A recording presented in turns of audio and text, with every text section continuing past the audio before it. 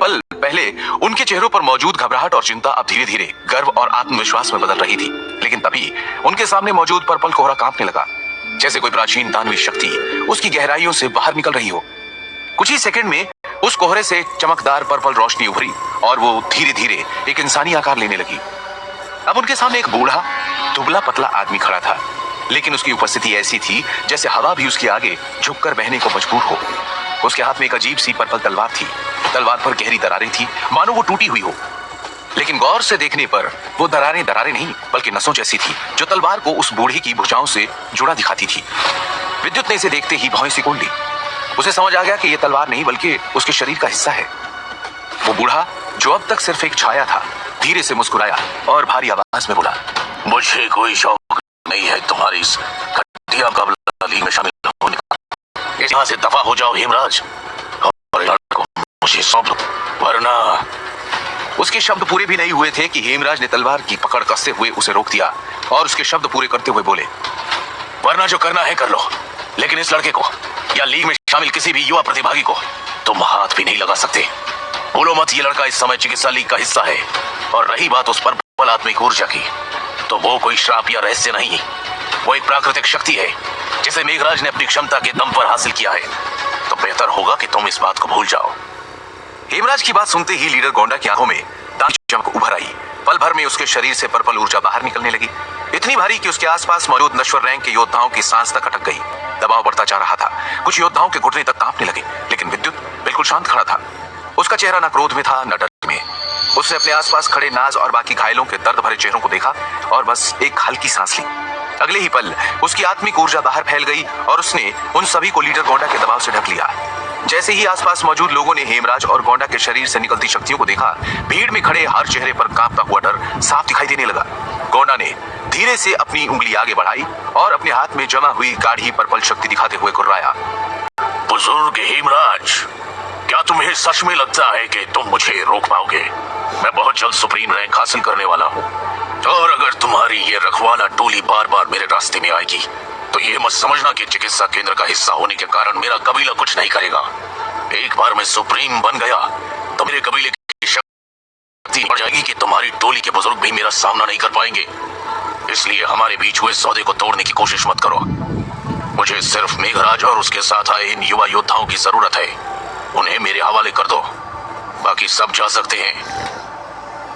गोंडा की आंखें अब सिर्फ विद्युत पर टिकी थी। विद्युत ने उसकी नजर की धार को महसूस किया और उसका शरीर बिना आदेश के ही आत्मिक शक्ति निकालने लगा। उसके साथ खड़े भीमा, नास, मलिका, राका और बाकी युवा योद्धाओं की आंखों में बेचैनी साफ झलक रही थी। और तभी हेमराज की शांत लेकिन दमदार आवाज हवा में गूंजी, अच्छा तो भूल जाओ, क्योंकि काफी समय हो गया है ये देखने में कि मेरी शक्तियां घटी हैं या तुम्हारी बड़ी हुई है। और सच कहूं तो तुम्हें देखकर मेरे पुराने हिसाब याद आ गए हैं। शायद आज उन्हें पूरा करने का सही समय है। उनके अंतिम शब्दों के साथ उनके शरीर से सफेद आत्मिक ऊर्जा का विशाल विस्फोट हुआ। पूरा इलाका उस शक्ति में ढक गया और महाशक्ति रैंक के योद्धाओं को अपने चारों ओर सुरक्षा कवच बनाना पड़ा। उनकी शक्तियां हेमराज की ऊर्जा के दबाव में कांपने लगी थी। तभी हेमराज ने बिना पीछे देखे आदेश दिया, बुजुर्ग भामा, सभी को यहाँ से ले जाओ और चिकित्सा केंद्र की रखवाला टोली युद्ध के लिए तैयार हो जाओ। उनके शब्दों के पूरा होते ही छाया से, दीवारों से, चट्टानों से एक एक करके 100 से अधिक छिपे योद्धा बाहर आए। विद्युत अवाक होकर बोला, इतने सारे महाशक्ति योद्धा, ये सब यहाँ छिपे थे? सायरा उसकी ओर बिना भाव वाले चेहरे के साथ देखकर बोली, मेरा ध्यान से सुनो, यहाँ एक बड़ा युद्ध होने वाला है और सफेदा टोली रखवाला टोली की तीसरी सबसे ताकतवर इकाई है। इसमें केवल महाशक्ति रैंक पहले से चौथे पड़ाव तक के योद्धा शामिल होते हैं। इन्हें वो रहस्यमय तकनीक सिखाई जाती है जो उन्हें अपनी शक्तियां पूरी तरह छिपाने की क्षमता देती है। सच यही था, सातों कबीलों में शामिल न होने के बावजूद चिकित्सा केंद्र की शक्ति किसी भी कबीले से कम नहीं थी। लेकिन विद्युत सायरा की बात पर हैरान होने के बजाय मन ही मन कुछ और सोच रहा था। उसने फुसफुसाहट में कहा, अगर सिर्फ चिकित्सा केंद्र की शक्ति इतनी है तो प्राचीन दानव कबीले के लोग कितने शक्तिशाली होंगे। मुझे अपनी शक्तियां और बढ़ानी होंगी। उसकी नजर अब रंग बिरंगी शक्तियों से चमकते सैकड़ों योद्धाओं के बीच खड़े 2 अधेड़ उम्र के पुरुषों पर टिक गई थी। उधर अपने सामने खड़े 100 महाशक्ति योद्धाओं को देखकर लीडर गोंडा की आंखों में नाराजगी की चमक उभर आई। उसने धीमे कदम बढ़ाए और हेमराज की ओर तीखी नजरों से देखते हुए बोला, ये मत समझना कि आज मैं तुमसे डर गया हूँ। बुजुर्ग हेमराज, हम जल्द ही मिलेंगे और उस दिन इस अधूरे मुकाबले का फैसला होगा। इतना कहकर उसने अपनी पर्पल शक्तियों को वापस समेटना शुरू किया। जैसे ही उसकी शक्ति हटने लगी, पहाड़ी पर फैली जहरीली ऊर्जा घूमते भंवर की तरह खींचकर उसके शरीर में समाने लगी। पीछे खड़े स्पाइरा कबीले के बुजुर्ग भी पीछे हटने लगे, लेकिन जाते जाते उनकी निगाहें चिकित्सा केंद्र की टोली के पीछे खड़े विद्युत पर ही टिकी रही। हेमराज ने शांत गंभीर नजरों से युद्ध निशानों से भरे इलाके को देखा। उन्होंने अपनी तलवार कमर में टिकाई और अधिकारपूर्ण स्वर में कहा, मुकाबले में जीतने वाले सभी योद्धा चिकित्सा केंद्र पहुंचकर अपने पॉइजन सीड जमा करें और अपने टोकन प्राप्त करें। उन्हीं टोकन से अगले चरण की अनुमति मिलेगी। पॉइजन सीड शब्द सुनते ही नाज के चेहरे पर हल्की घबराहट उभरी। उसने चिंतित नजरों से भीमा, मलिका और राका की ओर देखा, फिर धीमे से विद्युत की ओर। विद्युत के चेहरे पर गंभीरता और थकान थी, जिसे देख नाज ने सोचा शायद वो पॉइजन सीड हासिल नहीं कर पाया। लेकिन उसे क्या पता था कि विद्युत ने सिर्फ पॉइजन सीड नहीं लिया, बल्कि पूरे विषहरी पॉइजन ट्री की आत्मिक शक्ति को वश में कर लिया था। विद्युत विचारों में खोया ही था कि तभी उसके सामने हवा में एक छोटा हरा बक्सा उभर कर धीरे से उसकी हथेली पर उतर आया। सायरा ने हल्की आवाज में कहा, ये पॉइजन सीड है, इन्हें हमने तुम्हारी मदद से हासिल किया है। विद्युत ने आंखों में हल्का आश्चर्य लिए उसकी ओर देखकर धीरे से कहा, इस मदद के लिए धन्यवाद सायरा। उसने बॉक्स अपने पास रखने के बजाय नाज की ओर बढ़ा दिया और आदेश देते हुए कहा, सबको पॉइजन सीड बांट दो। विद्युत की बात सुनकर राका, विभू और मलिका सहित बाकी सभी के सफेद पड़े चेहरों पर आखिर मुस्कान लौट आई। एक एक करके सभी तिलिस्मी चीलों पर सवार हुए और चिकित्सा केंद्र की ओर उड़ान भरने लगे। विद्युत अब भी पीछे छूटती जहरीली पहाड़ी को देख रहा था। पहाड़ी के ऊपर तैरता पर्पल कोहरा पहले से कहीं ज्यादा घना हो चुका था। उसने मन ही मन कहा, इस पहाड़ी की प्राकृतिक शक्तियां असाधारण है। अगर मौका मिला तो मैं जरूर वापस आकर इसे समझूंगा। जब से विद्युत ने आत्मा स्तर हासिल किया था, उसके मन में एक सवाल लगातार घूम रहा था, उस विषहरी जहरीली जड़ों में इतनी भयानक आत्मिक ऊर्जा कैसे विकसित हुई, और वो ऊर्जा ठीक उसी पर्पल शक्ति से क्यों मिलती जुलती थी जिसे उसने खुद आत्मसात किया था। यह रहस्य उसके भीतर एक बेचैनी की तरह बैठ गया था, लेकिन अब उसे पूरा विश्वास था कि वो चुंड का सामना कर सकता है। विचारों में डूबे विद्युत की नजर अचानक एक बुजुर्ग पर पड़ी जो चील के ऊपर बैठे उसी की ओर देख रहा था। अगले ही पल उसकी चेतना में एक गंभीर आवाज गूंजी, तुम भाग्यशाली हो लड़के कि तुमने उस विषहरी पॉइजन रूट में जन्मी आत्मिक शक्ति को वश में कर लिया। इसी कारण तुम्हारी संवेदन क्षमता अन्य योद्धाओं से कहीं आगे है, लेकिन तुम्हें सावधान रहना होगा। तुमने लीडर गोंडा को नाराज कर दिया है। वो चिकित्सा लीग के समाप्त होने का इंतजार करेगा और फिर तुम्हारे पीछे आएगा। ये आवाज केमिस्ट बुजुर्ग भामा की थी। विद्युत ने शक्तियों के माध्यम से उत्तर दिया, मुझे नहीं लगता कि कोई भी चिकित्सा केंद्र के बुजुर्गों से दुश्मनी मोल लेना चाहेगा, इसलिए चिंता मत कीजिए बुजुर्ग भामा, और आज की मदद के लिए धन्यवाद। बुजुर्ग शब्द उसके मुंह से सुनकर भामा हल्का सा मुस्कुराए। अब उन्हें यकीन हो गया कि विद्युत चिकित्सा केंद्र का हिस्सा बनने के लिए तैयार था। आसमान में एक साथ उड़ती 20 चीलें तेज हवाओं को चीरती हुई मेडिकल सिटी की ओर बढ़ती गई, जहां अब उन्हें अगला मुकाबला और उसके नियम सुनाए जाने थे। थोड़ी देर बाद चीलें सीधा मुकाबला मैदान में उतरी। जैसे ही योद्धा जमीन पर उतरे, पूरा मैदान गूंज उठा। लोग चिल्ला रहे थे।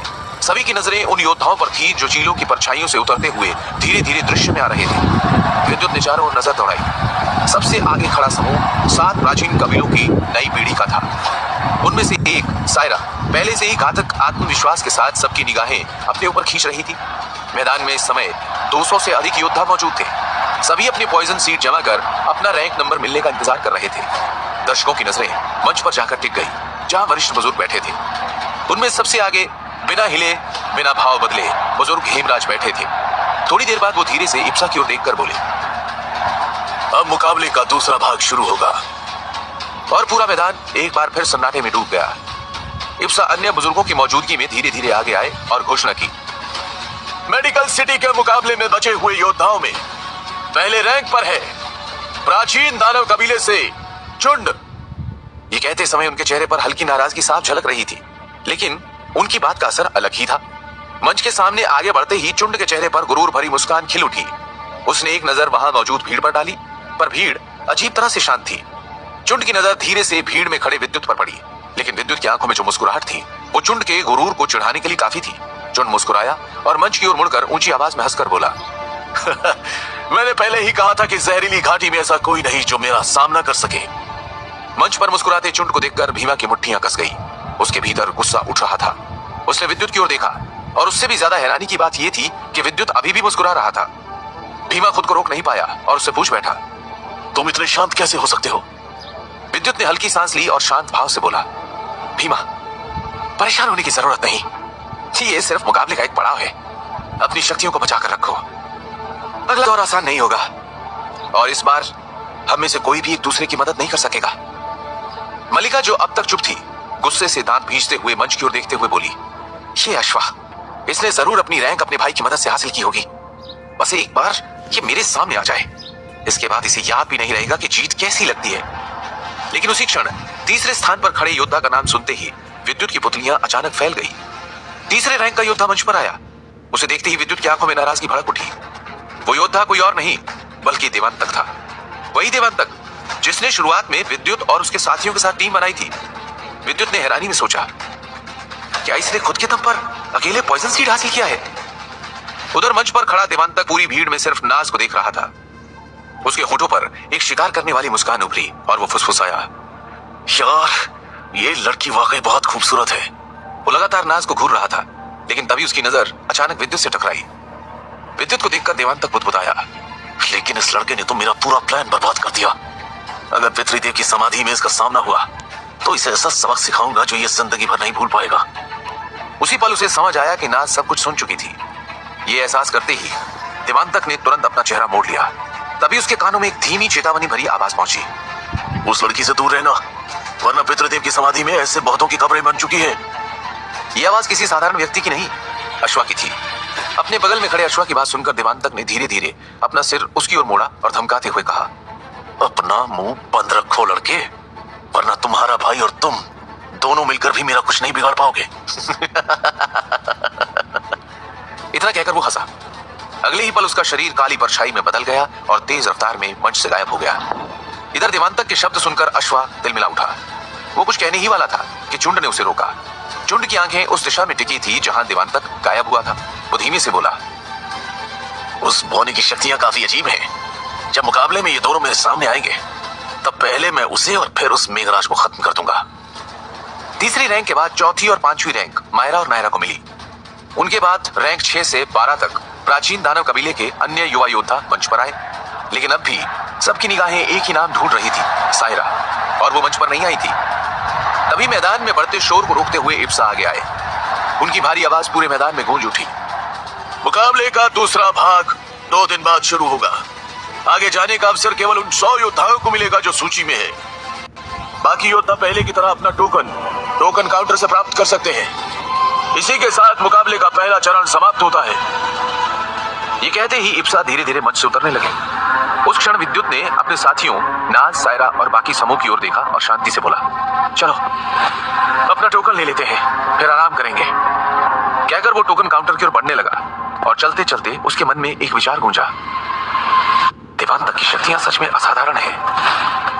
क्या है देवांतक की असलियत? क्योंकि उसने विद्युत और उसकी टीम के साथ